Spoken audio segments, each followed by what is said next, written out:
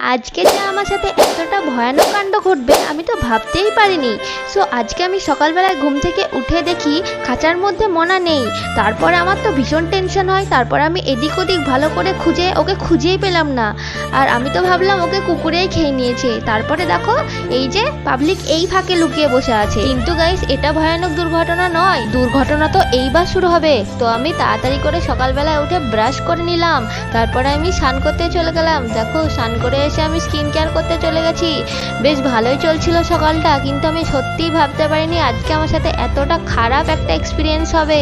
তো আজকের ওয়েদারটা বেশ ভালোই ছিল, বেশ ঝলমলে রোদও উঠেছিল, কিন্তু কিছুটা রাস্তা যেতে না যেতে একদম অঝরে বৃষ্টি শুরু হয়ে গেল। কালো অন্ধকার মেঘ হয়ে পুরো ঝড় জল, আর এত জোরে জোরে মেঘ ডাকছিল গাইস, কি আর বলবো। আর চলো ঘটনাটা এখন থেকেই বলতে লাগি, না হলে আবার ভিডিও শেষ হয়ে যাবে কিন্তু ঘটনাই শেষ হবে না। তারপরে তোমরা ভিডিও লাস্টে দেখতেই পাবে কি কি ঘটেছে আমার সাথে। আজকে হচ্ছে আমার এক্সামের দ্বিতীয় দিন, আর আজকেও 2টোর সময় এক্সাম।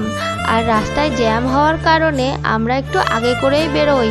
আর আজকেও আমরা 11:30টার সময় বেরিয়েছি। তারপর বাবা বাইকে তেল ভরলো পেট্রোল পাম্পে। আমি তো বেশ এক্সাইটেড ছিলাম, কারণ আজকে আমার ফেভারিট সাবজেক্টের এক্সাম ছিল। তো বাড়ি থেকে কিছুটা রাস্তা যেতে না যেতে কালো হয়ে মেঘ লেগে গেল। তারপর শুরু হলো অঝরে বৃষ্টি, আর এত জোরে ঝড় আর এত জোরে মেঘ ডাকছিল, সে কি কাণ্ড। আর তখন আমরা দাঁড়িয়েছিলাম একটা গ্যারেজের মধ্যে। তো আমরা ভাবলাম কিছুক্ষণ পর হয়তো বৃষ্টি থেমে যাবে, কিন্তু আমাদের সেই ধারণাটা একদম ভুল প্রমাণিত হলো, কারণ বৃষ্টি থামার বদলে একদম বেড়েই চলেছে। তখন প্রায় 12:10 মতন বাজে।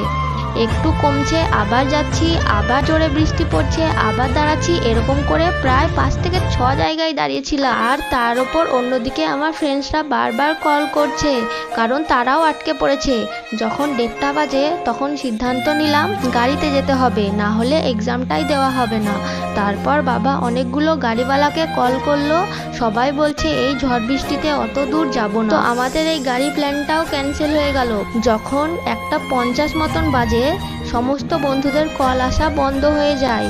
তখন আমি বুঝতে পারি যে সবাই হয়তো এক্সাম হলে পৌঁছে গেছে।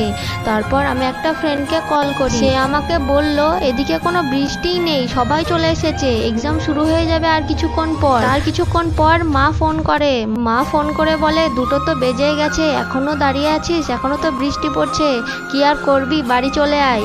তখন আমার এত কষ্ট হচ্ছে, প্রায় আমি হাউমাউ করে কাঁদছি তখন কলটা কেটে। তোমরাই বলো বন্ধুরা, যে কিনা কোনো এক্সামে ফেল করেনি, কোনো কিছুতেই হারেনি, সেখানে প্রপার এক্সাম প্রিপারেশনের সত্ত্বেও দাঁড়িয়ে থেকে সাপ্লি পেতে হবে, সেটা যে কি কষ্টের এটা আমি তোমাদেরকে বোঝাতেই পারবো না। এইসব ভেবেই কাঁদতে লেগেছিলাম। তারপর বাবা বলল চল যা হবে হবে, সেই বলে বৃষ্টিতে ভিজতে ভিজতে চলে গেলাম।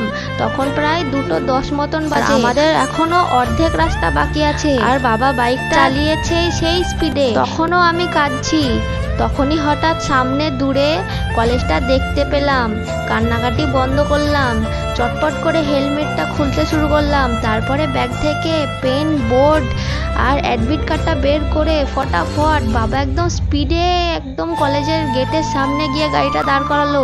তারপরে একদম সেই সিরিয়ালে ধিনতানানা ব্যাপারটা তখন এত ফিল হচ্ছিল আমার, একদম সেই স্পিডে যাচ্ছি আর সবাই তাকাচ্ছে, বলছে বাপরে কি লেট করেছে। তখন প্রায় 2:35 বাজে গাইস।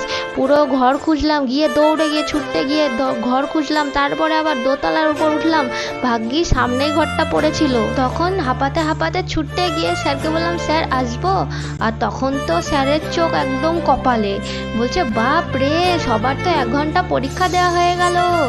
আর আমি তখন মানে পুরো ভিজে অবস্থা আর হাঁপাচ্ছি। তারপরে আরো একটা স্যার ছিল, বললো হ্যাঁ বৃষ্টির জন্য হয়তো, যাও গিয়ে বসো।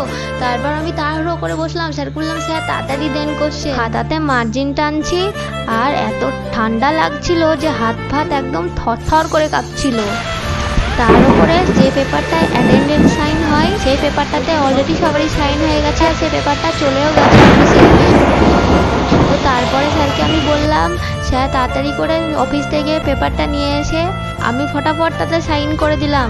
আর দেখলাম যে অলরেডি লাল কালি দিয়ে অ্যাবসেন্ট লেখা হয়ে গেছে। তারপরে ওটা আবার কাটিয়ে আমি আবার সই করলাম। তারপরে গাইস ফটাফট সেই যে লেখা স্টার্ট করেছি, আর থামিনি, পুরো 1 ঘন্টার মধ্যে কমপ্লিট করেছি সবার লাস্টে এক্সাম স্টার্ট করে সবার আগে এক্সাম কমপ্লিট করলাম। আর জামা জুতো সব গায়েই শুকিয়ে গেছে। তারপরে 2-4 জনকে একটু বলেও দিলাম। তারপরে তা করতে করতে ঘন্টা পড়ে গেল, আমি হাসি মুখে বাড়ি চলে এলাম।